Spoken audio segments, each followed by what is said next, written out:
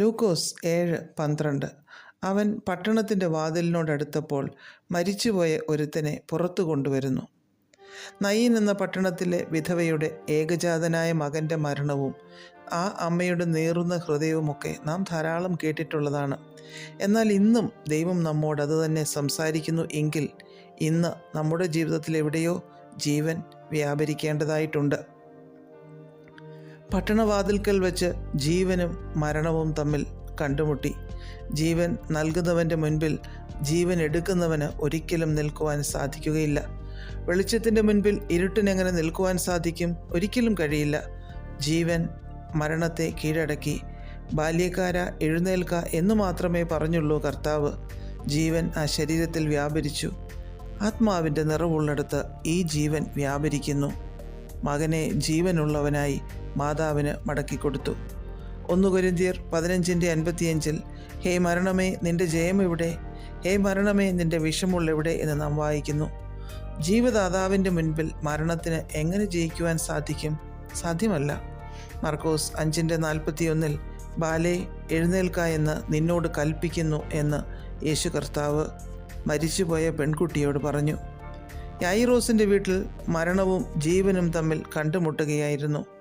അല്പസമയത്തിനുള്ളിൽ ആ പെൺകുട്ടിയുടെ ചേതനയേറ്റ ശരീരം ശീലകളിൽ പൊതിഞ്ഞ് പുറത്തേക്ക് കൊണ്ടുപോകേണ്ടതായിരുന്നു. എന്നാൽ ജീവനായവൻ്റെ മുൻപിൽ മരണത്തിന് വഴിമാറി നിന്നേ പറ്റൂ. ആ പെൺകുട്ടി ജീവൻ പ്രാപിച്ചെഴുന്നേറ്റിരുന്നു.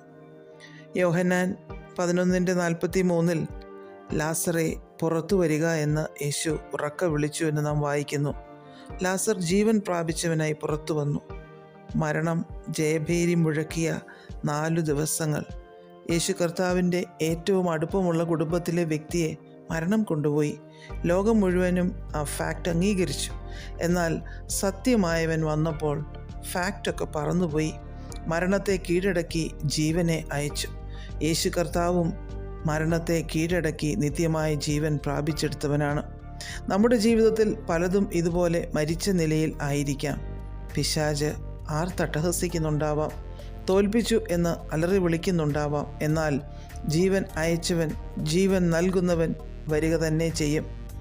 നമ്മിലെ മരിച്ച ആത്മീയ ജീവിതത്തെ, കൃപാവരങ്ങളെ, ഭൗതിക നന്മകളെ, ആയുസ്സിനെ, ആരോഗ്യത്തെ ഒക്കെ മടക്കി നൽകുക തന്നെ ചെയ്യും.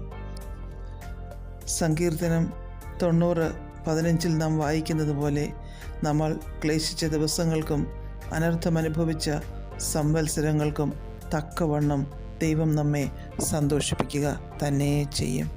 പ്രാർത്ഥിക്കാം. പ്രിയപിതാവേ, അങ്ങയുടെ ജീവനെ ഞങ്ങളിലേക്ക് വ്യാപരിപ്പിക്കണമേ. യേശുക്രിസ്തുവിൻ്റെ നാമത്തിൽ ആമേൻ. God bless us all.